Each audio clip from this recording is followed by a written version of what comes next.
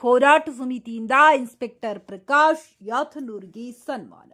ಗಂಗಾವತಿ ನೂತನವಾಗಿ ನಗರ ಠಾಣೆಗೆ ವರ್ಗಾವಣೆಯಾಗಿ ಬಂದ ಪೊಲೀಸ್ ಇನ್ಸ್ಪೆಕ್ಟರ್ ಪ್ರಕಾಶ್ ಯಾಥನೂರ್ ಇವರಿಗೆ ಸರ್ವಾಂಗೀಣ ಅಭಿವೃದ್ಧಿ ಹೋರಾಟ ಸಮಿತಿಯ ಸಂಸ್ಥಾಪಕ ಅಧ್ಯಕ್ಷ ಬಸವರಾಜ್ ಮ್ಯಾಗಳಮನಿ, ತಾಲೂಕು ಅಧ್ಯಕ್ಷ ಜಡಿಯಪ್ಪ ಹಂಚಿನಾಳ್ ಸನ್ಮಾನಿಸಿದರು.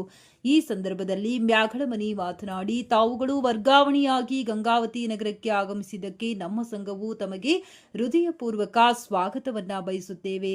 ಗಂಗಾವತಿ ನಗರದಲ್ಲಿ ಸೌಹಾರ್ದತೆಯ ಜನತೆ ಇದ್ದು ಶಾಂತಿಗಾಗಿ ಎಲ್ಲಾ ಮುಖಂಡರು, ಸಂಘ ಸಂಸ್ಥೆಗಳು, ಪಕ್ಷಗಳು ಸಹಕಾರ ನೀಡುತ್ತಾ ಬಂದಿವೆ. ಎಲ್ಲೋ ಒಬ್ಬರಿಂದ ಅಶಾಂತಿ ಉಂಟಾದರೆ ಅಂತವರ ಮೇಲೆ ಯಾವುದೇ ಮುಲಾಜಿಲ್ಲದೆ ಕಠಿಣ ಕ್ರಮ ಕೈಗೊಳ್ಳಬೇಕು. ನಗರದಲ್ಲಿ ಗಾಂಜಾ ಮಾರಾಟ ಹಾಗೂ ಸೇವನೆ ಅತಿ ಹೆಚ್ಚು ನಡೆಯುತ್ತಿದೆ.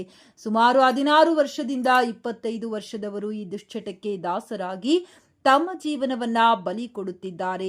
ನಿರ್ಜನ ಪ್ರದೇಶಗಳು, ಸರ್ಕಾರಿ ಶಾಲೆಗಳ ಆವರಣ ಇತ್ಯಾದಿ ಸ್ಥಳಗಳು ಅವರ ತಾಣಗಳಾಗಿವೆ.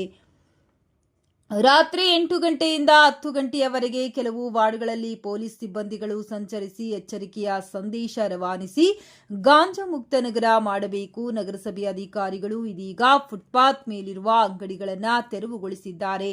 ನಗರದಲ್ಲಿ ವಾಹನಗಳ ಪಾರ್ಕಿಂಗ್ ವ್ಯವಸ್ಥೆ ಮಾಡಿ ಜನರಿಗೆ ಮತ್ತು ವಾಹನ ಸಂಚಾರ ಸುಗಮಗೊಳಿಸಲು ಕ್ರಮ ಕೈಗೊಳ್ಳಬೇಕು. ಶಾಲಾ, ಕಾಲೇಜ್, ಕಚೇರಿಗಳು ಪ್ರಾರಂಭವಾಗುವ ಸಮಯ ಬೆಳಗ್ಗೆ 9 ರಿಂದ 10 ಗಂಟೆಯವರೆಗೆ ಹಾಗೂ ಮುಕ್ತಾಯ ಸಮಯ ಸಂಜೆ 4:30 ರಿಂದ 5:30ರವರೆಗೆ. ಪ್ರಮುಖ ವೃತ್ತಗಳಾದ Neelakanteshwara circle, Kanakadasa circle, Ambedkar circle, Ambedkar Nagar, Bethel ಶಾಲೆಯ circle, Pampanagar circle, CBS circle ಇತ್ಯಾದಿ ಸರ್ಕಲ್ಗಳಲ್ಲಿ ಸಂಚರಿಸಿ ಪೊಲೀಸರನ್ನು ನಿಯೋಜನೆ ಮಾಡಿ ಶಾಲಾ ಕಾಲೇಜು ವಿದ್ಯಾರ್ಥಿಗಳಿಗೆ ಅನುಕೂಲ ಕಲ್ಪಿಸಿಕೊಡಬೇಕು. ನಗರದ ಕೆಲವು ಲಾಡ್ಜ್ಗಳಲ್ಲಿ ಇಸ್ಪೇಟ್ ಜೂಜಾಟ ನಡೆಯುತ್ತಿದೆ ಎಂದು ಪತ್ರಿಕೆಗಳಲ್ಲಿ ವರದಿಯಾಗಿರುತ್ತದೆ. ಇವುಗಳನ್ನು ತಡೆಗಟ್ಟಬೇಕು. ಎಲ್ಲಾ ವಿಷಯಗಳನ್ನು ಅನುಷ್ಠಾನಗೊಳಿಸಬೇಕೆಂದು ಮನವಿ ಮಾಡಿದರು. ಕಾನೂನು ಪಾಲನೆಗೆ ನಮ್ಮ ಸಂಘವು ಸಂಪೂರ್ಣ ಸಹಕಾರ ನೀಡುತ್ತದೆ ಎಂದು ತಿಳಿಸಿದರು.